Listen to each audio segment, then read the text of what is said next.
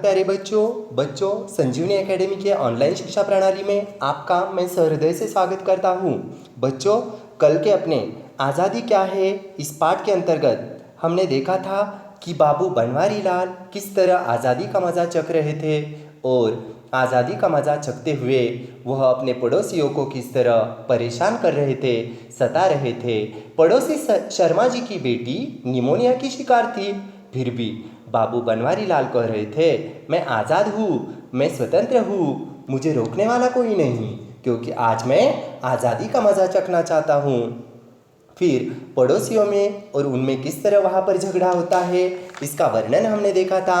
आज के इस तासिका में हम देख रहे हैं आखिर बाबू बनवारी लाल दुकानदार और डॉक्टर जी से किस तरह आज़ादी की बातें करते हैं, इसका सुंदर वर्णन हम अगले पृष्ठों पर देखेंगे।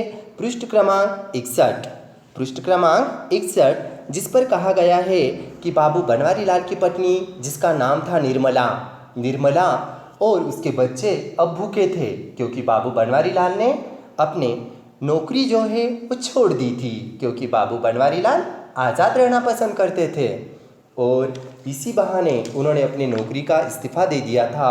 जैसे वे दुकान में जाते हैं तब वो बाबू बनवारी लाल न दुकानदार से गेहूं का मूल्य पूछते हैं न ही उसे पैसे देते हैं। तो दुकानदार भी बाबू बनवारी लाल के इस वर्तन से आश्चर्यचकित होता है, अचरज में गिर जाता है। तब उन दोनों में झगड़ा होता है। किसी तरह राहगीर उन्हें शांत करते हैं और जब बाबू बनवारी लाल अपने घर पहुंचते हैं तब उनकी पत्नी निर्मला दुखी मन से डॉक्टर को बुलाती है और डॉक्टर से उनका इलाज करवाना चाहती है। तब भी बाबू बनवारी लाल कहते हैं, मुझे कुछ नहीं हुआ, मैं आज़ाद हूँ, मैं जो चाहे वो कर सकता हूँ, जैसा चाहे वैसा वर्तन मैं कर सकता हूँ। तब डॉक्टर जी एक बड़ा ऐसा इंजेक्शन वहाँ से निकालते हैं और वो इंजेक्शन जो होता है ना बच्चों, वो था पागल कुत्ते ने काटने के बाद जो इंजेक्शन लगाई जाती है, वो इंजेक्शन बाबू बनवारी लाल को वह डॉक्टर साहब दे रहे थे। तब बाबू बनवारी लाल वहाँ पर उनसे विनती कर रहे थे, निवेदन कर रहे थे, मुझे पागल कुत्ते ने नहीं काटा।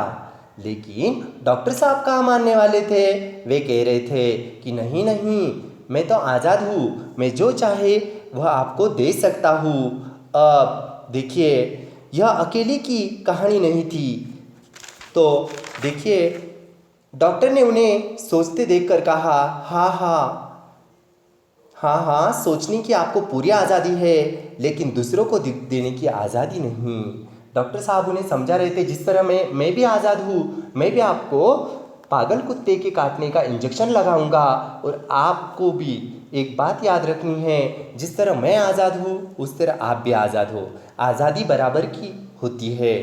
आपको अगर आज़ादी है तो मुझे भी आज़ादी है, इसीलिए मैं आपको ये इंजेक्शन लगा कर रहूँगा। तो बापू साहब एकदम बौखला उठे। बौखला उठना यानी क्रोधित होना, शब्द का अर्थ भी दिया है। और बापू साहब एकदम बौखला उठे, क्रोधित हो चुके। नीचे अर्थ दिया है बच्चों शब्दों का।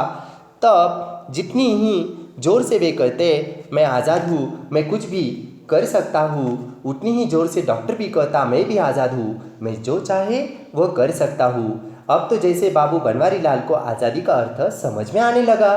सोचने लगे, यह कैसी आज़ादी है, यह तो बंधन है, बहुत बड़ा बंधन।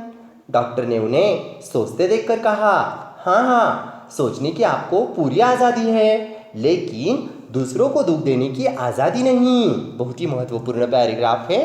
आप दूसरों को दुख देंगे तो वे भी आपको दुख देने के लिए आज़ाद है ना। एक बात हमें सदैव याद रखनी है, अगर हम दूसरों को दुख दे रहे हैं तो सामने वाला भी हमें दुख ही देगा, क्योंकि संत कबीर ने कहा है, दुख में सुख में सुमरीन सब करे, दुख में करे न कोई, सुख में सुमरीन सब करे, दुख में करे न कोई, जो सुख में सुमरीन करे तो दुख काहे को होय। यानी सुख में सब साथी होते हैं, लेकिन दुख में अपना कोई नहीं रहता।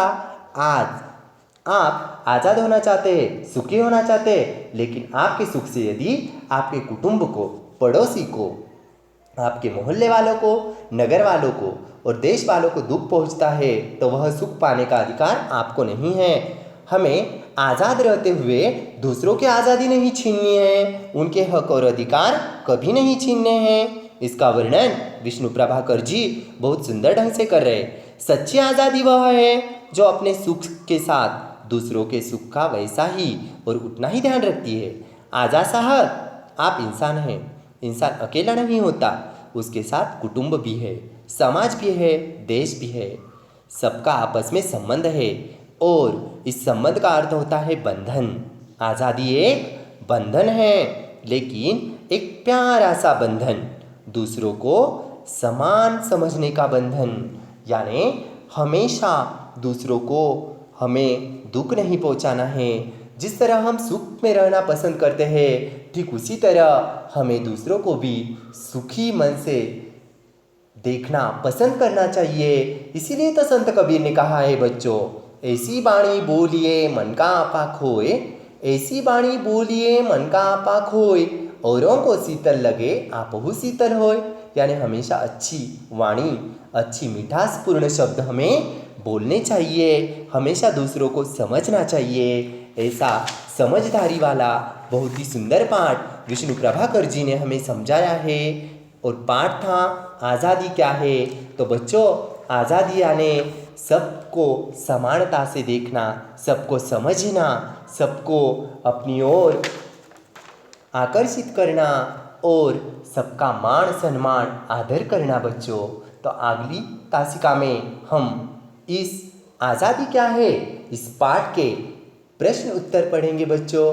तब तक के लिए धन्यवाद।